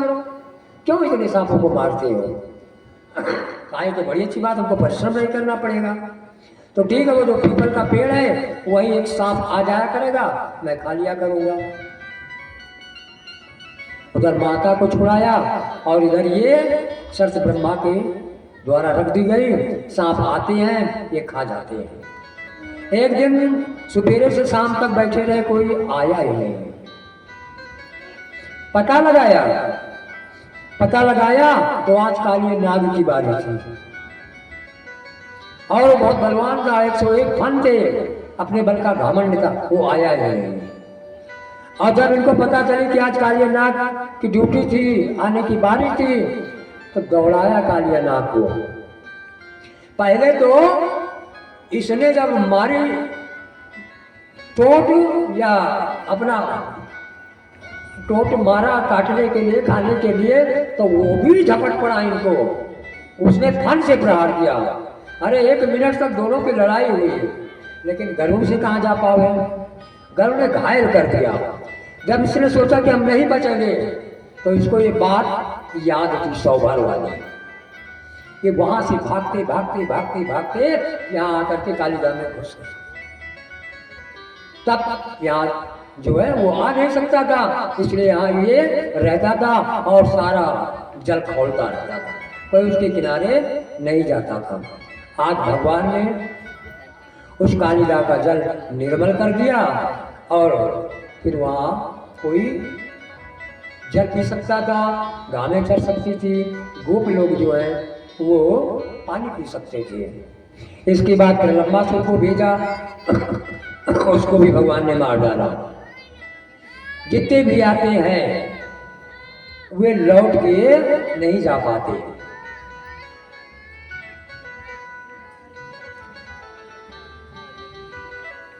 एक दिन फिर ये जो है भोजन नहीं ले गए, बेचारे भूल गए, जल्दी जल्दी में चले गए। तो बलराम और कृष्ण भी भूखे हो गए। अब गोप वालों की तो कहो नहीं, वो बेचारे जो है इन्हीं के बल पर चले गए जल्दी जल्दी में। तो गोपों ने कहा भैया कन्हैया भूख लगी है, भैया बताओ भूख लगी है, का एक काम करो। भैया ने कन्हैया ने कहा तुम लोग एक काम करो, यहाँ से 14 लोग जो हैं यज्ञ कर रहे हैं, वहाँ जाओ और उनसे भोजन मांग लो और ये बता देना कि कृष्ण और बलराम आए हैं और भूखे हैं। ये बता देना। गए। अरे भैया 24 लोगों ने इनको फटकारा, भाग जाओ, तुम्हारी छाया न पड़ने पावे हवन सामग्री पर, जाओ। होंगे कृष्ण और बलराम, हम नहीं जानते किसी को, किनारे ना हो या विशाला के। अनाप शनाप पकड़ के उनको खदेड़ दिया 24 लोगों ने। तो लौट आए। कृष्ण भगवान से बताया। भगवान ने कहा अच्छा एक काम करो, तुम अब की बार उनसे ना मांगना, उनकी पत्नियों से मांगना। तुम मनसुखा कहता है तुम्हारी दाल जो है वो औरतों से ही गलती है, तुम्हारा काम जो है औरतों से ही बनता है। ठीक है, तब की तो गाली खा के लौट आए हैं, आपकी मालूम प्रसाद पिछवाने का विचार है तुम्हारा, आपकी मारे खानी पड़ेगी। फिर भगवान की बात को मान करके गोप जाते हैं और आपकी बातें नहीं किया 24 लोगों से। कहा बलराम और कृष्ण आए हैं, भूखे हो गए। अरे भैया जितने प्रकार का भोजन बना था, लिखा तो 56 प्रकार का है, जितने प्रकार के भोजन बने थे बढ़िया फूल की थालियों में लिया, खूब सजा के रखा, रुमाल से ढाका और सब की सब जो है भगवान के पास आ गई बिना पतियों की आज्ञा लिए। भगवान बड़े प्रेम सिखाते हैं, गोपों को खिलाते हैं। वो आने वाली जो पत्नियां हैं भगवान उनको प्रणाम करते हैं पहले। तो कहा नहीं नहीं नहीं, तुम लोग ब्राह्मण की पत्नियां हो, मैं तुम्हें प्रणाम करता हूं। तो जब भोजन वोजन कर चुके तो कहा अब तुम जाओ। तो वो सब पत्नियां 24 लोगों की कहने लगी अब मैं जाऊंगी तो मेरे पति मारेंगे, मेरे पति मारेंगे, घर से निकाल देंगे। कहा नहीं नहीं ऐसी बात नहीं है, अब तुम जाओगी तो पहले से ज्यादा प्यार करेंगे, तुम चिंता न करो, जाओ। वो सब लौट करके जब आती हैं तो 24 लोग जाने कि ये भोजन लेके गई हैं तो नाराज नहीं हुए। कहा देवियों मैं तुम्हें प्रणाम करता हूं, मैं तो ज्ञान के घमंड में था, मुझे अपने कर्मकांड का घमंड था, मैं नहीं समझ पाया कृष्ण को और बलराम को, वो तो भगवान है। तुम धन्य हो देवी हो, तुमने भगवान को भोजन करा दिया। आज उनके नेत्र 24 लोगों के रूप में और वास्तव में पहले से ज्यादा उनको मानने लगी, जानने लगे। ये भगवान की अनुपम लीला। बोले वृंदावन बिहारी लाल की जय। इस तरह से टाइम क्या बोले? ठीक ठीक। भगवान देखिए जिन लड़कियों की शादी में अड़चन पड़ती हो उसकी कथा आ रही है, एक यहाँ मंत्र है। ये भगवान की जो चीर हरण की लीला है, गोपियों का नियम था, वो जमुना के किनारे जाती, नग्न स्नान करती और निकल करके ये बालू की मूर्ति बनाती, उसकी पूजा करती और कहती कात्यायनी महामाई महायोगिनी अधीश्वरी नंद गोप सुतम देवी पतिम में कुरुते नमः। कात्यायनी देवी की मूर्ति बना करके पूजा करती और यही प्रार्थना करती कि नंद के लाडले लाल मेरे पति हो। रोज आगान के महीने में ठंड में स्नान करती और रोज का नियम था 4 बजे जाए। एक दिन वरुण देवता जल से निकले, कहा महाराज मेरा इस्तीफा, अब मैं जल का देवता नहीं रहूंगा। कहा बात क्या है? कहा बात यह है कि 4 बजे से ही आकर के ये गोपियां जो है खलबल एक दूसरे पर जल उलझती हैं और जो है नींद हराम कर देती हैं। बहुत परेशानी होती है, बहुत परेशानी होती है। लो मेरा इस्तीफा स्वीकार करो, हमको कोई दूसरा पद दो, हम जल के देवता नहीं रहेंगे। कहा बस इतनी सी बात साहब, इस्तीफा दे रहे हैं। कहा और क्या? कहा ठीक है जाओ, आज से उनका मैं नंगी नहाना छोड़वा दूंगा। तो नंगी नहीं नहाएगी बस? कहा हाँ ठीक है। चली आज चल रही है, चली ब्रज की सखियां नहाने को जमुना, चुपके से मोहन चले धीरे धीरे, चुपके से मोहन चले धीरे धीरे, चुपके से मोहन चले धीरे धीरे। चली ब्रज की सखियां नहाने को जमुना, चुपके से मोहन चले धीरे धीरे। ब्रज की सखियां नहाने को जमुना, चले धीरे धीरे। उतारा सखी चीर पनघट के ऊपर, नदी नहाने लगी धीरे धीरे, नहाने लगी धीरे धीरे,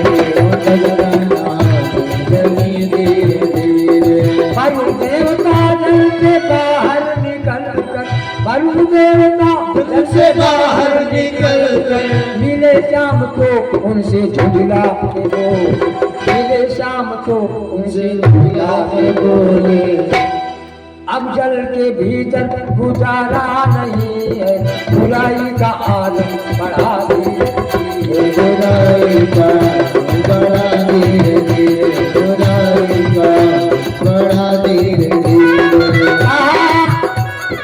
कहा श्याम जाओ ना घबराओ बिल्कुल, छुड़ा दूंगा उनका मैं नंगी नहाना, छुड़ा दूंगा उनका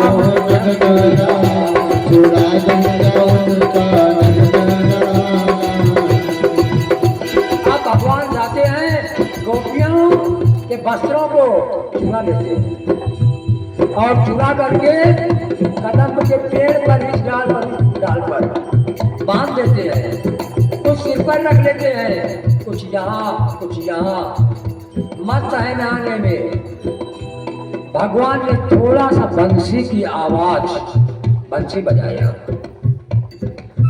ये कह के है चीर टांगा कदम पर, बंसी बजाने लगे धीरे धीरे, बंसी बजाने लगे धीरे धीरे, बंसी बजाने लगे धीरे धीरे।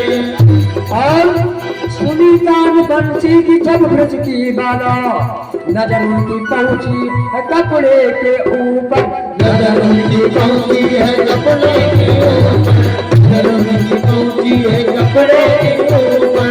नई चीर आई नजर के तले, जब जल में सुसकने लगी धीरे धीरे, जल में सुसकने लगी धीरे धीरे, जल में सुसकने लगी धीरे धीरे।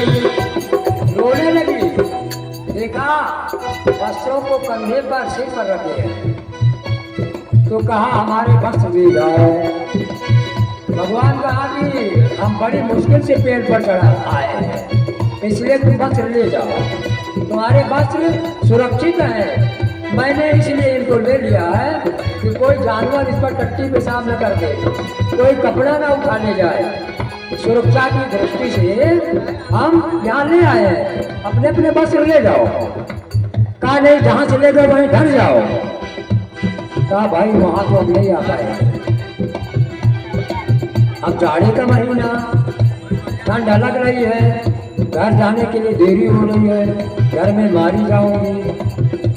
सोचने लगी सबकी सब, और हटी श्याम मानेगा नहीं है, हमें निकलना पड़ेगा क्या।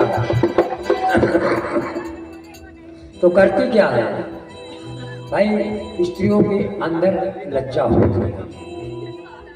नग्न अवस्था में वो घर से नहीं निकल सकती, तो जल से कैसे निकले? लगा पात पुरैन का कर से संभाला, निकल करके राधा जी मोहन से बोली, कहा अब तो दे दो। तो जब ये ऊपर हाथ उठाओ तो भगवान साड़ी और ऊपर कर लेते थे। हे नाम दे दीजिए साड़ी हमारी, लज्जा के मारे मरी धीरे धीरे, कदम पर से साड़ी संवरिया झुलाया, तो कर दोनों राधा ने ऊपर उठाया। गिरा पात फौरन बदन खुल गया है, बंसी बजा के हंसे धीरे धीरे। कहे भगवती जी की महिमा निराली, सुना जब है हमने बजाती है ताली। देखिए भगवान की वस्त्र क्यों चुराया जानते हो? अरे भाई जब बच्चा पेट में रहता है तो कौन आपकी रक्षा करता, कौन बनाता है? ठोक पीट के बीनी चलरिया झीनी झीनी बीनी चलरिया भगवान ही पेट में बनाते हैं, भगवान ही रक्षा करते हैं, और ये भगवान है। और भगवान ने इन गोपियों के सारे संस्कारों को अपने सिर पर रख लिया। तुम्हारे अंदर अभी ये शंका है कि हम जल में नहीं है, हम तो जल में भी है, थल में भी है, इस पृथ्वी के कण कण में है। मानो गोपियों के ज्ञान को जगाने के लिए भगवान ने वस्त्रों का हरण करके ये साबित किया कि मैं ब्रह्म हूँ, मैं ही सबको बनाता हूँ, और तुम जो है मुझसे लज्जा कर रही हो। और वास्तव में भगवान से जो लज्जा करेगा, भगवान से जो दूरी बनाएगा, वह भगवान को पा ही नहीं सकता। बहुत से कारण हैं भगवान के चीरण के, लोग इसको अन्यथा में लेते हैं। देखिए नंबर 1 9 कारण है। गोपियों की ये चीर लीला दिव्य लीला है और उच्च श्रेणी के आदर्श जीवन की लीला है। श्री कृष्ण जीव के एकमात्र परमात्मा है। हमारी बुद्धि, हमारी दृष्टि एक ही सीमा तक सीमित है, दैहिक प्रेम, दैहिक कार्य। इसीलिए हम श्री कृष्ण को, गोपियों के प्रेम को भी केवल दैहिक दृष्टि से देखते हैं। उस अपार्थिव शरीर, अप्राकृत शरीर लीला को प्रकृति के संसार में घसीट लाते हैं। ये भावनाएं जो है ये मनुष्यों की गलत है। दूसरा कारण, श्री कृष्ण जी ने गोपियों के बहाने उनके जो संस्कार अभी बाकी थे शरीर में, पूर्ण रूप से नहीं मान रही थी, उनको वस्त्रों के रूप में समस्त संस्कारों को भगवान ने तभी तो अपने सिर पर लिया है, तभी तो यहाँ रखा है, यहाँ रख लिया। मानो उनके शेष संस्कारों को, बुरे संस्कारों को, बुरी भावनाओं को उन्होंने दूर करने के लिए अपने हाथ में वस्त्र ले लिया। तीसरा कारण बता रहे हैं, गोपियों की दृष्टि श्री कृष्ण के मुख कमल पर पड़ी तो दोनों हाथ अपने आप जुड़ गए। अगर वो पुरैन का पत्ता न गिरता, हाथ न जुड़ते, दृष्टि ऊपर न जाती गोपियों की, और जैसे दृष्टि गई तो हाथ अपने आप ही जुड़ गए, क्योंकि संस्कार खत्म हो गए। ये जो दैहिक उनके अंदर लज्जा थी वो खत्म हो गई और हाथ अपने आप भगवान की ओर जुड़ जाते हैं। अगला कारण बताया, गोपियों की दृष्टि श्री कृष्ण से जब मिली तो हाथ अपने आप जुड़ गए। और फिर कितनी अवस्था थी अभी, गांव की जो ग्वालिने हैं 7-8 साल के बालक से इतना प्रेम करेंगी? कोई कह सकता है कि इनके लिए साधना करें, कात्यायनी माता की पूजा करें, पति में कुर्ते नमा? कोई 7-8 साल के बालक के लिए साधना करेगा?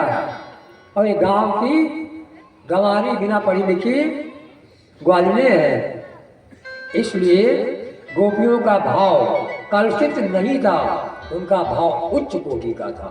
बहुत से कारण हैं और बड़ा समय लगेगा। और एक कारण और सुन लीजिए, प्रेम प्रेमी और प्रियतम के बीच में एक तिनके का भी पर्दा नहीं होता है। प्रेम प्रेमी और प्रियतम के बीच में एक पर्दा नहीं होता है। अगर आप भगवान को प्रियतम मान रही हैं तो फिर ये वस्त्रों का पर्दा क्यों? इसलिए भगवान ने चीरहरण किया। ईश्वर और जीव में अंतर मान रहे हैं। ईश्वर अंश, जीव अविनाशी। ईश्वर का अंश ही तो है ये सारा संसार। और जो ये सांस चलती है ना, यही परमात्मा का द्योतक है। ईश्वर, ये जो ईश्वर चल रहा है यही ईश्वर है। इसीलिए जो काम करो ये मान करके चलो कि ईश्वर देख रहा है। और वेद भी कल उधर कहता है, ईशावास्यमिदं सर्वम यत् किंच जगत्याम जगत। सारे संसार में कण कण में भगवान व्याप्त है। गोपियों, मैं जल में भी हूँ, थल में भी हूँ, आसमान में भी हूँ, तारों में भी हूँ, समुद्र में भी हूँ। सारा संसार मेरा बनाया हुआ है। मैं गर्भ में बच्चे की रक्षा करता हूँ। कौन रंग कहाँ बनना है, कैसे बनना है, ये सब तो मैं ही करता हूँ। किसको जन्म देना है, किसको मारना है, किसको एक्सीडेंट में गिराना है, किसको जो है ऊंचे उठाना है, ये सब भी मेरा काम है। और तुम्हारे अंदर लज्जा आज भी नहीं जा रही है और तुम मुझको अपना पति बनाना चाहती हो। इस तरह से जो है भगवान ने समझा करके और उनका चीर दे दिया।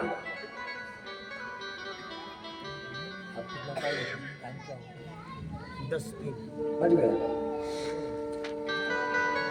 तो कल दिन में जो है गोवर्धन की कथा होगी और उसके बाद रासलीला।